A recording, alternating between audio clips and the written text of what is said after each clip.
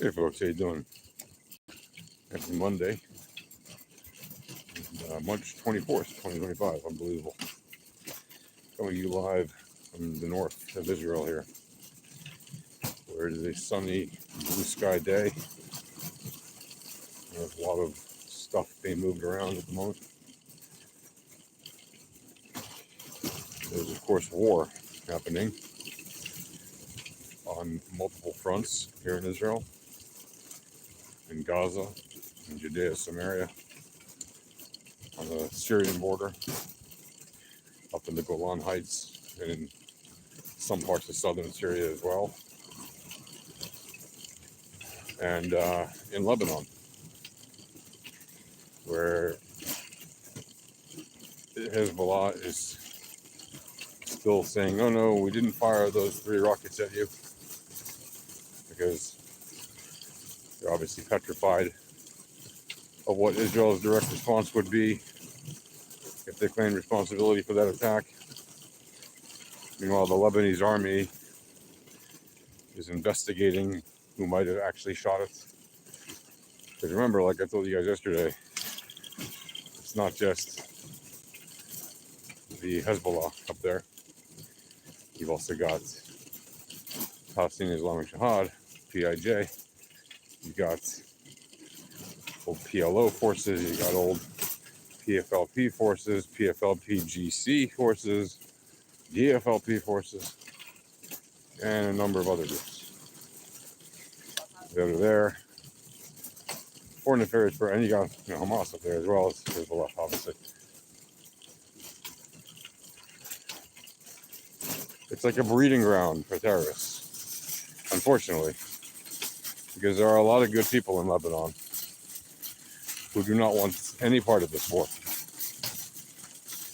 They would like all these idiots shooting weapons at Israel to stop immediately. They don't see any benefit from this, except for maybe a tiny handful of the ones who are super corrupt and have their own private armies.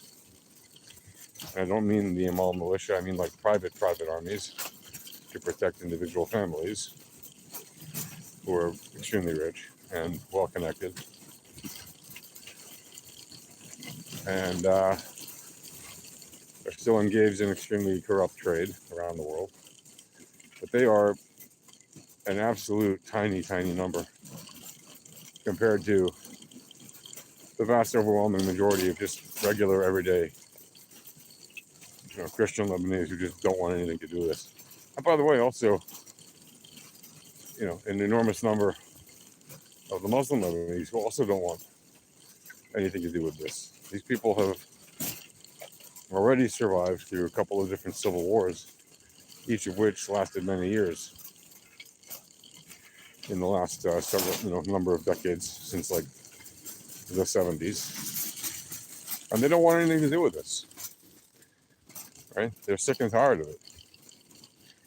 They would like to have peaceful relations with their neighbors to the south.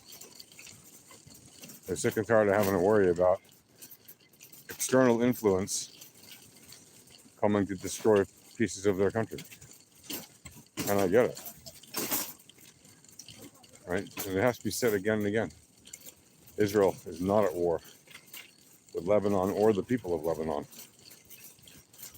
Israel has been fighting the terrorists who have used Lebanon as a staging ground for decades.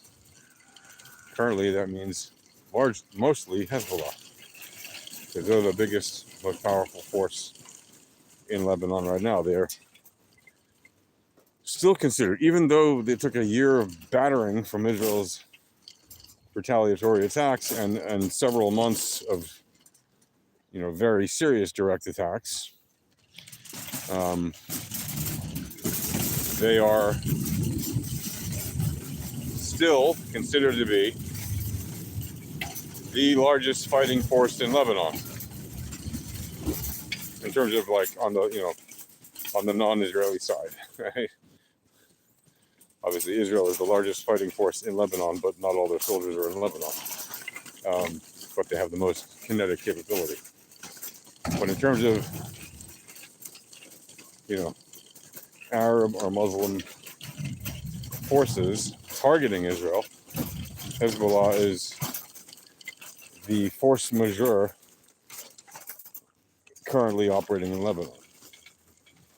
And everyone knows this, yeah. Everyone who is aware of this situation is aware of that. And if you don't know that, well, now you know. And their guns are all bought and paid for by the Islamic Republic of Iran. And they're delivered to them by the Islamic Republic of Iran. Sometimes they have to be flown in, let's just say, on planes that are not directly from Iran.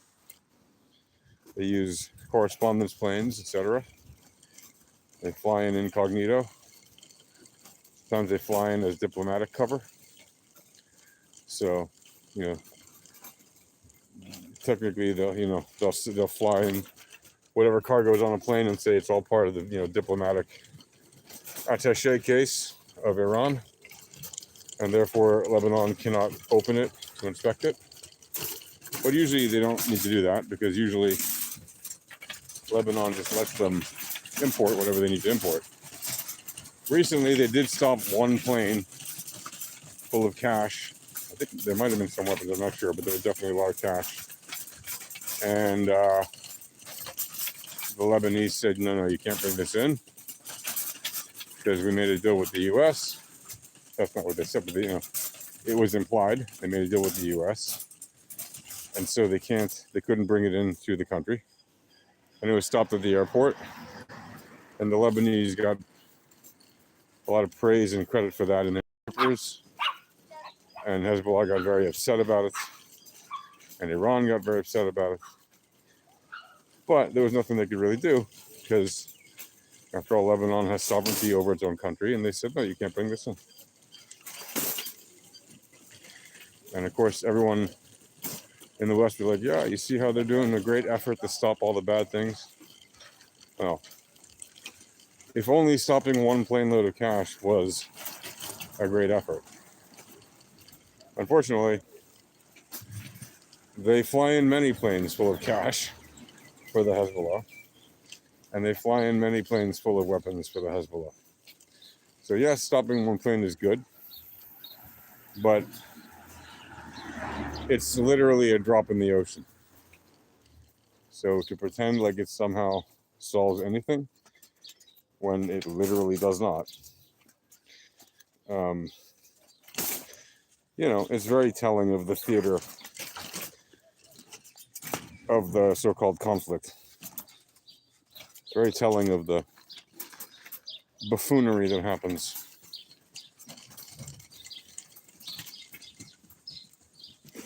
in this area of the world. People praise the tiniest of actions, and then they ignore the most massive intransigence and violation of rules en masse. It's kind of a joke. So, again, while the Lebanese government deserves credit for stopping some number of monies from entering on that one plane, it was literally just one plane. Hard to forget that. I don't read Russian, by the way. Just because my name is Yasha does not mean I read Russian. Sorry, I hate to break it to you. Daniel Martin de Bruin. Hello, Daniel. Greetings and salutations. Anyway, so that's a quick update about what's happening on the Lebanese border. On the Syrian border, Israel is basically operating inside the country with multiple goals. First of all, they're removing remnant assets that they did not yet take out after Assad's forces fell. That's goal number one. And they're accomplishing a lot of that. And probably every day, on average, they're striking 2, 3, maybe 4 targets in Syria that have remnant assets of the Assad forces. So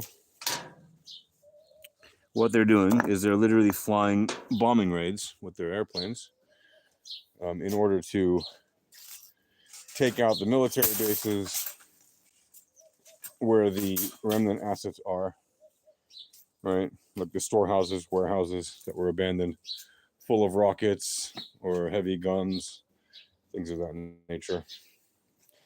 And they're doing quite a good job, apparently, of taking out those assets. Of course, in the initial 48 hours after Assad's forces fell, the HTS terrorist organization had not yet taken control of all of these assets that were remaining. So while Israel was bombing the living daylights out of all those abandoned assets, the HTS was scrambling to get some form of presence in those areas so that they could tell Israel, hey, don't shoot here.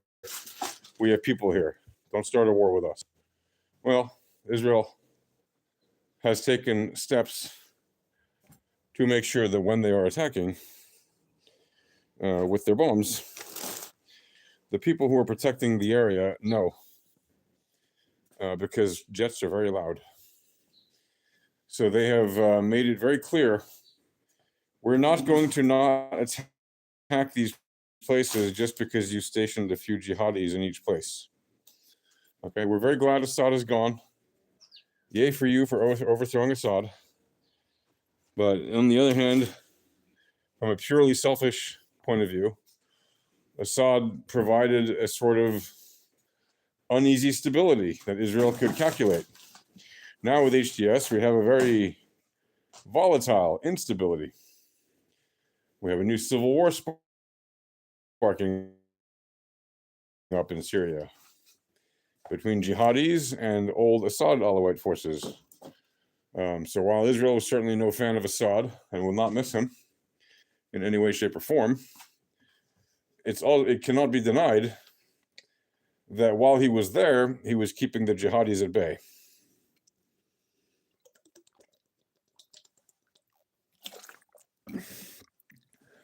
And now Israel has to contend with jihadis on that border too.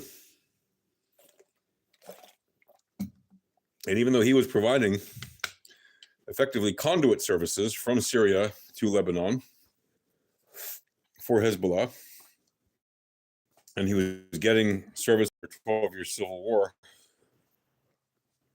and they were literally killing hundreds of thousands of Syrians on behalf of their dear leader. Now that conduit is gone, Israel is left with a neighbor to the northeast that is potentially just as dangerous, if not more so, than Assad was.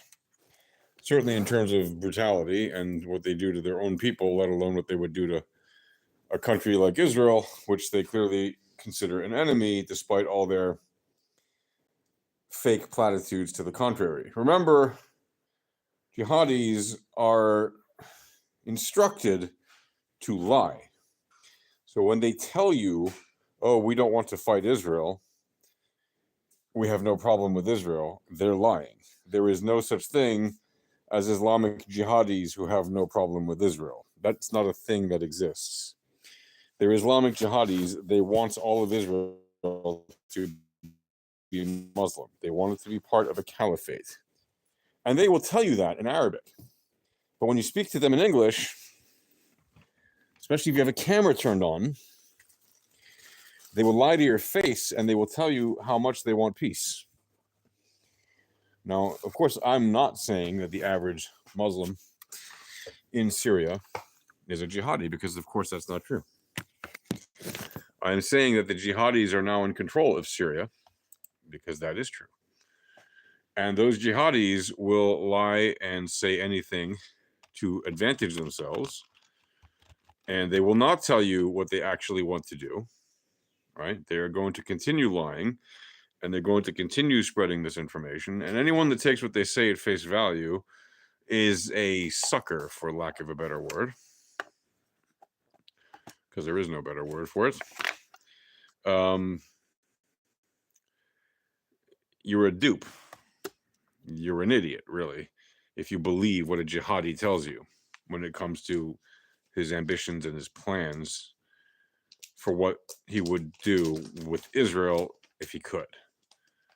Saying that he wants peace with Israel is about as naive as you can possibly be. Now, were there a few days right when HTS took over when people were like, hey, maybe they're the one in a million that could be different?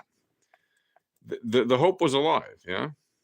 But we all knew, and we even said it, yeah, we hope they'll be peaceful, but realistically, we'll have to wait and see, and it doesn't look good for now. Statistics don't look good on this one. History does not look good on this one. Their historical volatility and their correlation to the data set does not look good on this one. The tendency of the probability of their move, of their current and next move, is going to be a move to the downside for them. And it's going to be not good. And yes, you could say, wait, why are you talking about trading the VEPs with politics? Well, it's just math. You can apply the same concepts to political situations, to game theory, to all kinds of different things. And the reality is, it is a very accurate thing. And that prediction was very accurate. Why? Well, because in the weeks following their rise to power in Syria, what have we seen? Have we seen peace flourish throughout the land? Have we seen the end of the civil war? Have we seen the rise of a new democratic Islamic state? Or have we seen more blood, more terror, more victimhood, more of the usual BS that we see from jihadis? Go ahead, guess. If you need me to show you videos of the Christian and Alawites being forced to march or crawl on the ground like dogs and bark before being shot in the back of the head, by the hundreds, by the way. And at this point, it's been thousands of them that are reported killed. And remember, we're talking about Syria, where a lot of things don't get reported. It's not exactly a hotbed for a free press.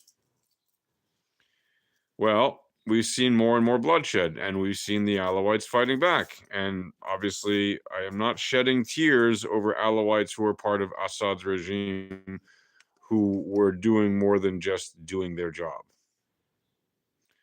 right? Who were actively participating and knew that they were, and they all knew, but the ones who took glee in the fact that they were oppressing their peers who happened to just be a different ethnicity. I don't shed tears for them because they were committing evil for so many years.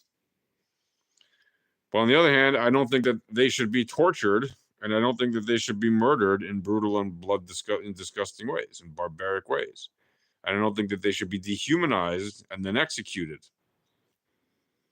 Those are disgusting and evil things that not only they did, but now is being done to them, and people may say, oh, well, it's just revenge. You know, their leader in the HTS said there would be no revenge killings. The fact that there is shows you again he's lying, because it's his forces doing the killings against the Alawites, not some random groups that we're not aware of. There are many random groups also doing bad things, but and there are many groups in Syria that are not HTS, that are not, but HTS kind of formed this coalition of all these other terror groups and other kinds of groups that aren't arguably terror, but more along the lines of actual militia groups that were fighting Syria. Especially, there's a split in between the Kurdish forces, right? So most of them obviously don't like Turkey, for example, and don't like Syria, and they want their own independent state.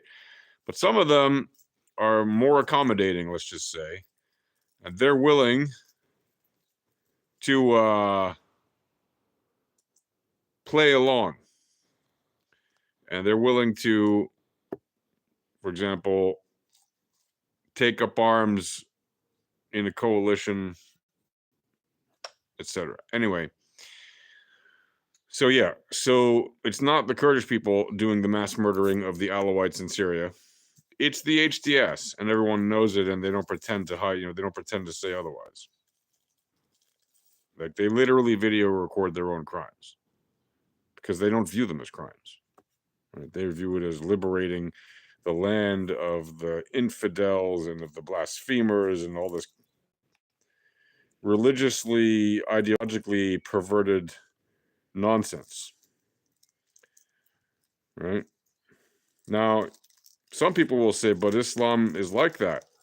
Islam preaches evil and darkness and hatred and murder and all this stuff. Look, you can find fault with every scripture in every holy book. You can find fault. You can find contradictions.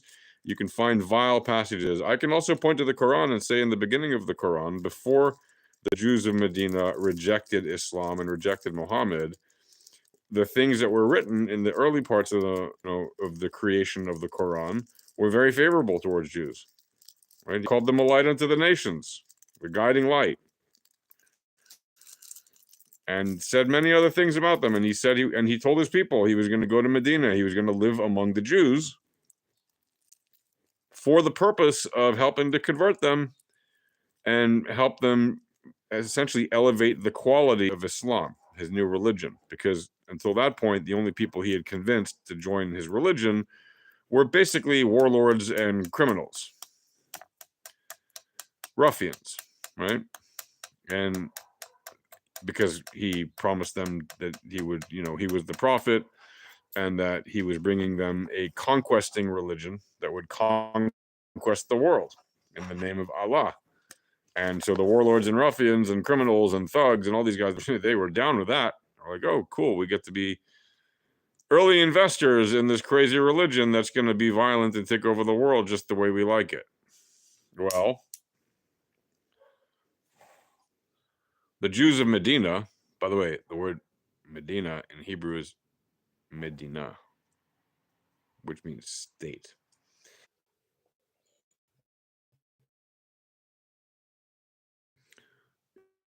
Yeah, so I'm talking nonsense. How am I talking nonsense, Shlululu? Please, by all means, explain to me how am I talking nonsense. So anyway, once the Jews of Medina rejected Muhammad's offer to make them Muslims, all of a sudden, like switching on a light bulb or switching off a light bulb, all of a sudden, all the verses in the Quran that refer to Jews in any way are extremely dark and violent and angry and hateful, as if it was a slap to his ridiculously childish ego that he could not take. What do you expect from a mass murdering, criminal, robbing, raping pedophile, which is what Muhammad was? Plus, he was illiterate. And some people will say, oh, no, he was just unlettered. Yeah, he was illiterate. Okay. He was a criminal thug. He couldn't read and he couldn't write. That's why he had scribes write the Quran for him. They were selling people. Who was selling people? Shululu. Muslims still sell people to this day in Saudi Arabia. They have an open slave market. Muhammad was, oh yeah, sure, the Jews were selling people. Got it. Right. Muhammad, after the Jews rejected him, slaughtered all of the people in Medina who would not convert or who would not accept being slaves. And so he forcibly he killed all the men who refused to convert, which is basically all of them. And then all the women and children he took as slaves, and all the women and girls they made into sexual slaves. Oh, really? You think I'm talking BS? Go and read the. Yes, I've read the history. Okay. And Muhammad took Sophia as a wife. She was a Jew, and she was one of his sex slaves. And because he was Muhammad, he got to pick the sex slaves first. He got his got first dibs, if you will, on the sex slaves. So he picked a very beautiful woman. Her name was Sophia, and her entire family, her husband and kids, they were all murdered by Muhammad because they wouldn't convert to Islam.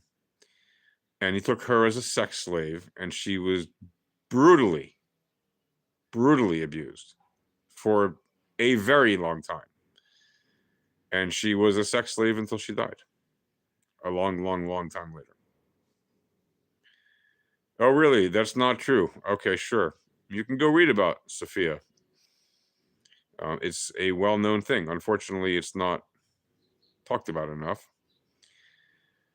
Islam made a revolution against misruling by the Jews. Sure, shlululu, whatever you want to believe. Islam, which means submit to Allah, was made by a mass murdering thief who raped and pillaged and who married a little girl. He took her as his betrothed when she was 6, and he conceived the wedding when she was 9. And the fact that you laugh at it, Shlululu, means you deny history. You deny what's in the Quran. It says it in the Quran. He took Aisha to be his wife when she was 6, and he consummated the marriage when she was not. So there's a fake story in the Quran. So you admit the Quran is fake.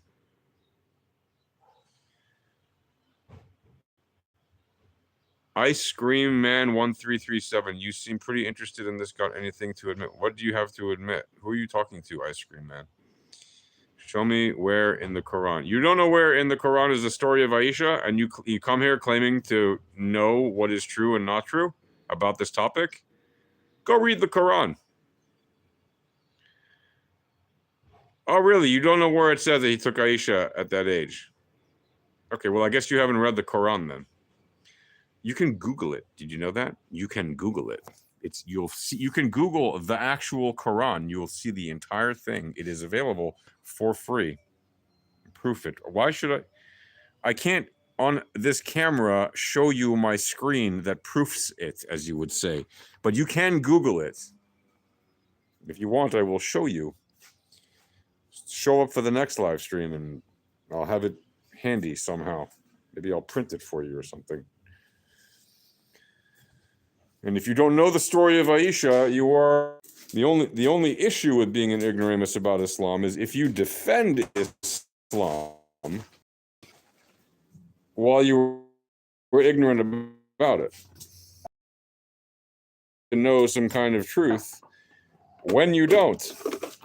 And if you believe to brainwash people, to have them hate the Jews and the Christians and the kafar, which is basically anyone who's not a Muslim, right? That's where the problem is.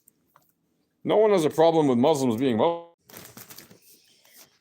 right? We have 2 million Muslims living in Israel. Why would we have suddenly a problem with Muslims in general? We don't. Muslims serve in our army. I served with Muslims in the Israeli army.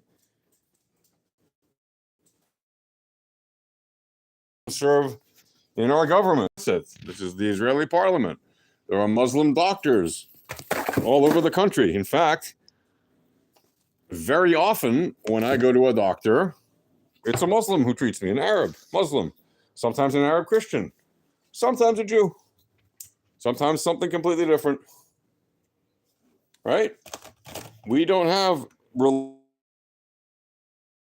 religious intolerance in Israel. Are there crazy extremists in Israel? Yes. But is it our ideology? No. Do we believe in slaughtering all of the Arabs or Muslims? No. Why would we? When Judaism was created, Islam didn't exist. There were no Muslims not to like. When Christianity was created, there were no Muslims not to like.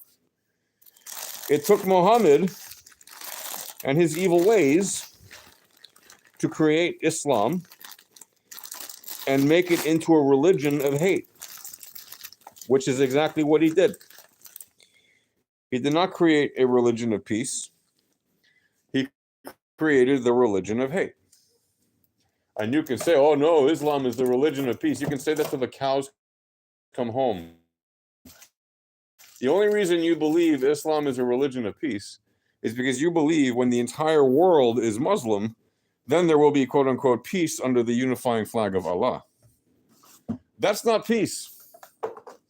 Any peace that involves slavery of people who are not your religion, misogyny, oppression, no free speech,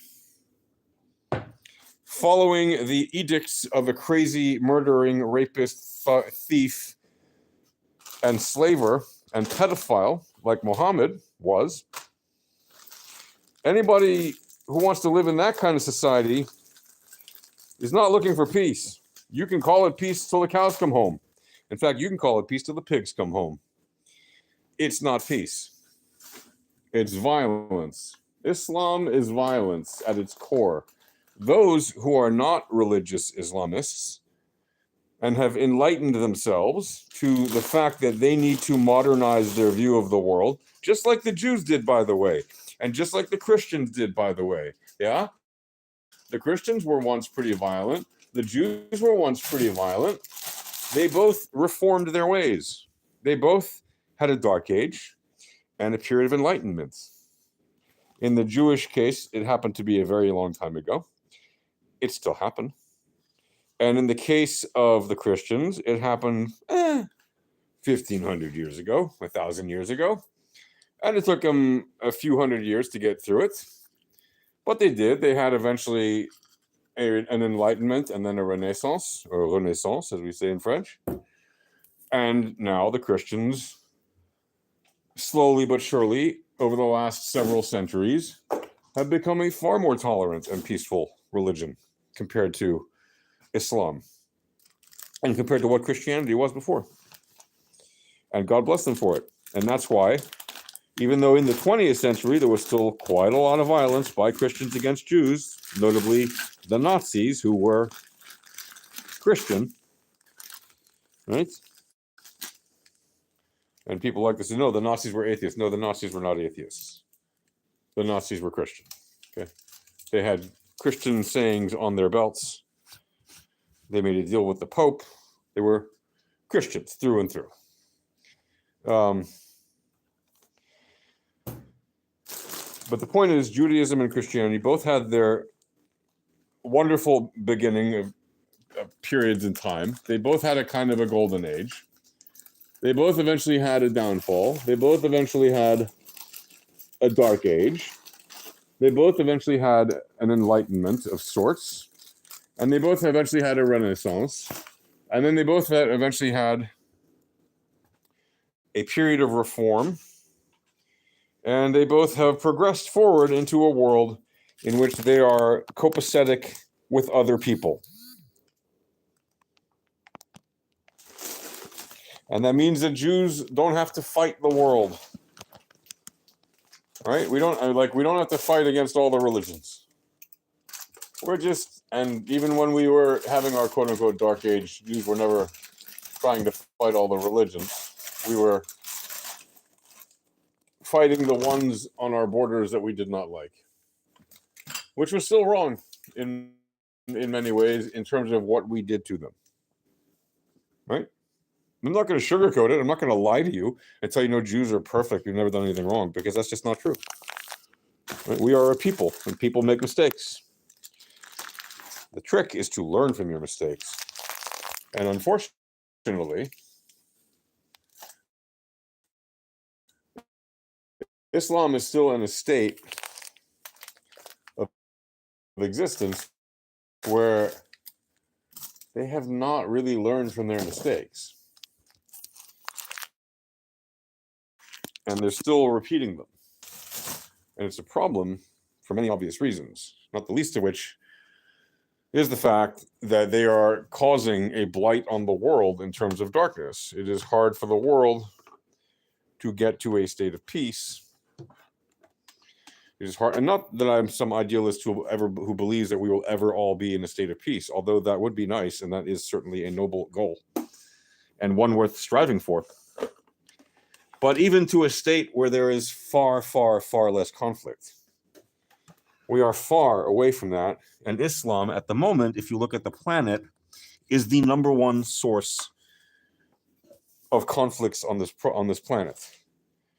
And when I say that, I don't mean it lightly.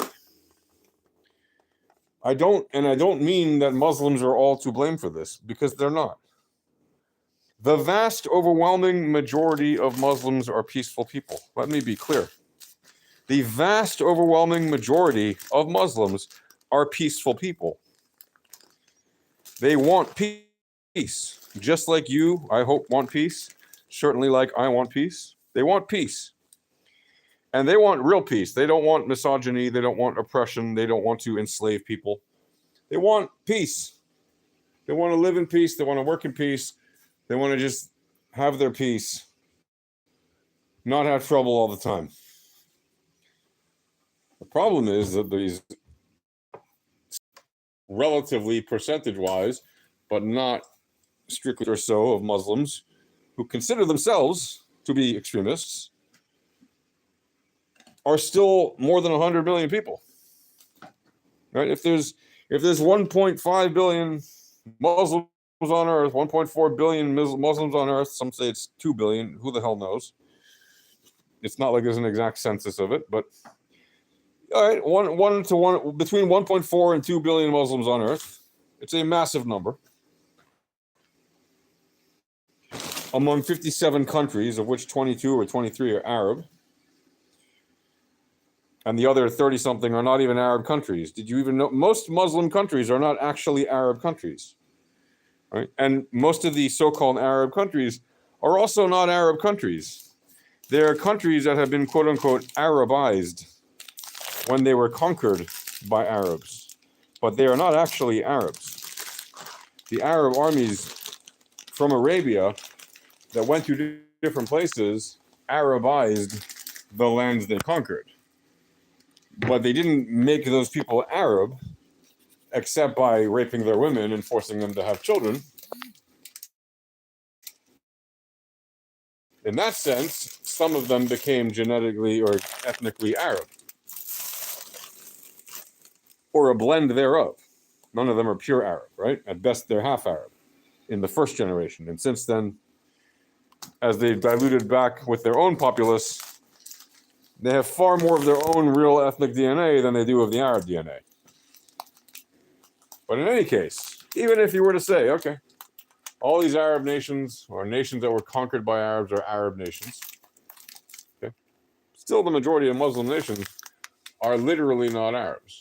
There are nations that for some reason, and we all know the reasons, or at least you should, those individual nations have adopted Islam as their religion, like by and large the majority of their population.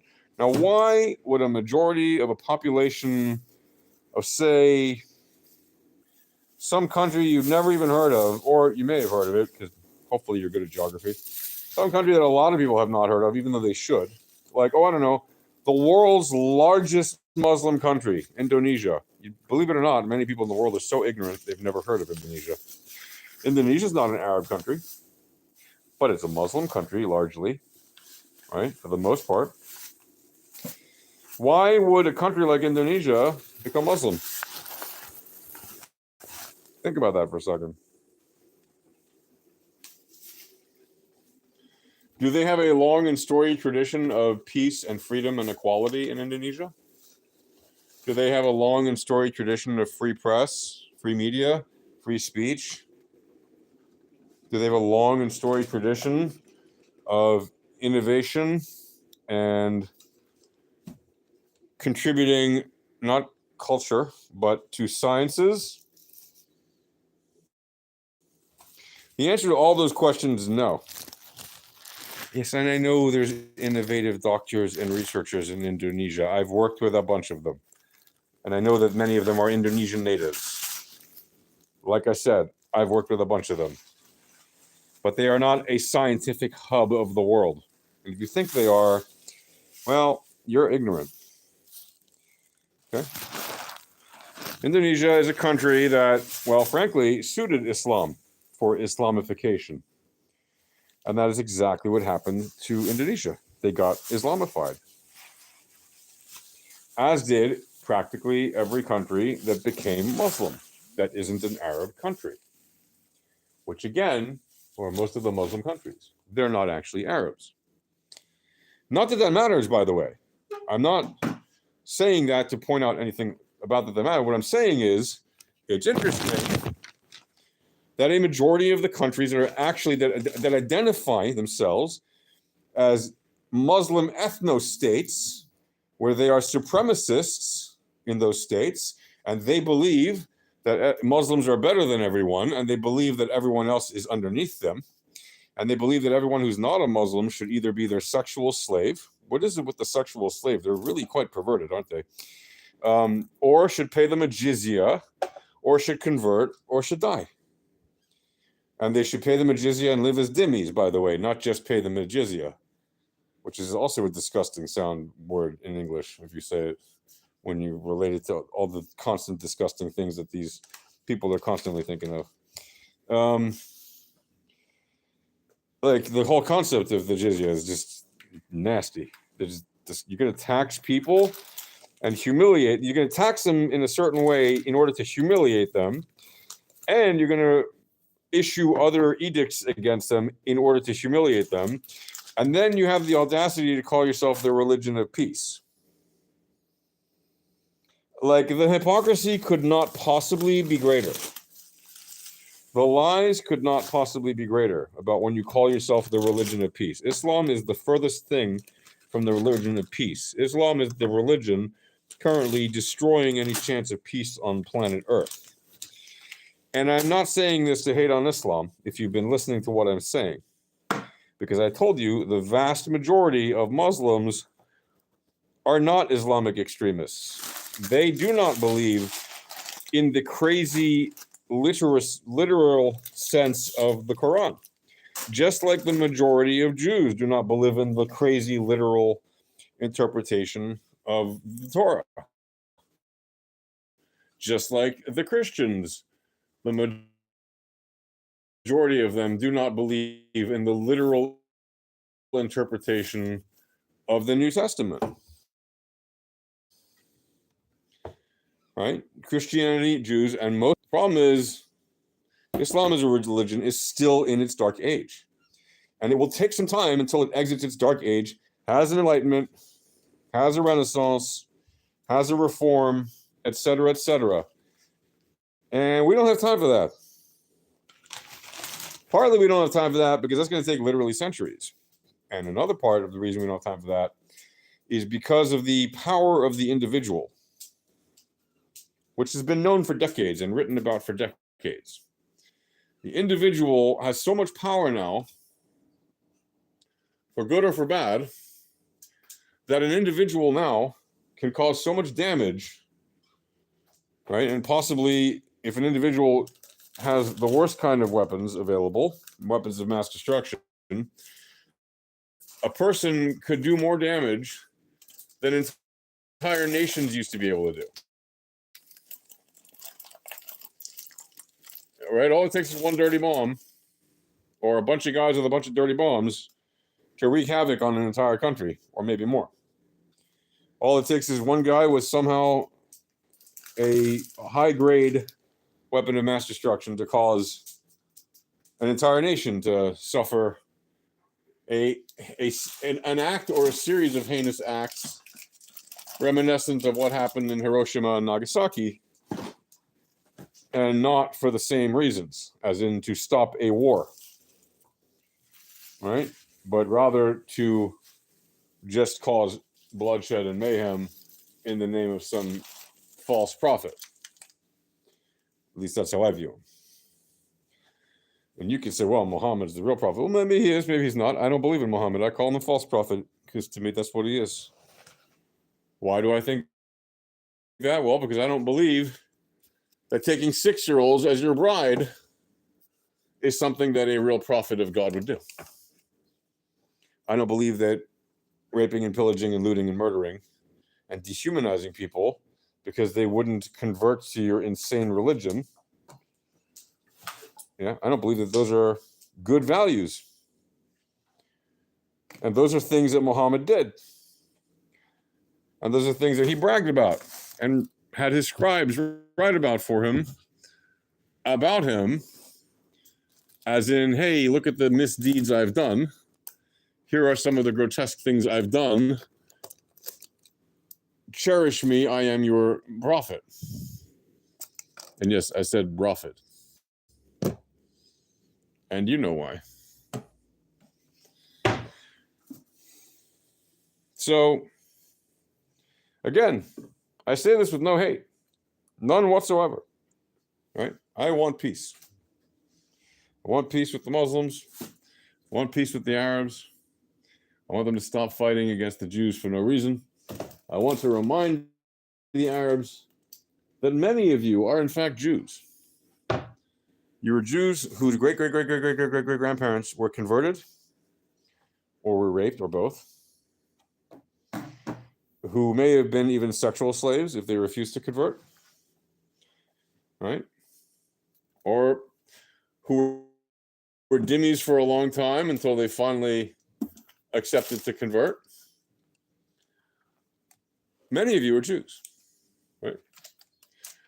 And you have no beef with your own people.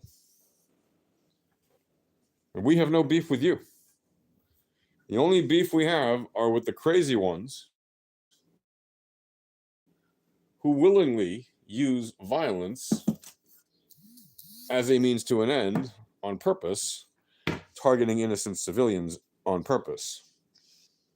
That is not okay. That is not acceptable.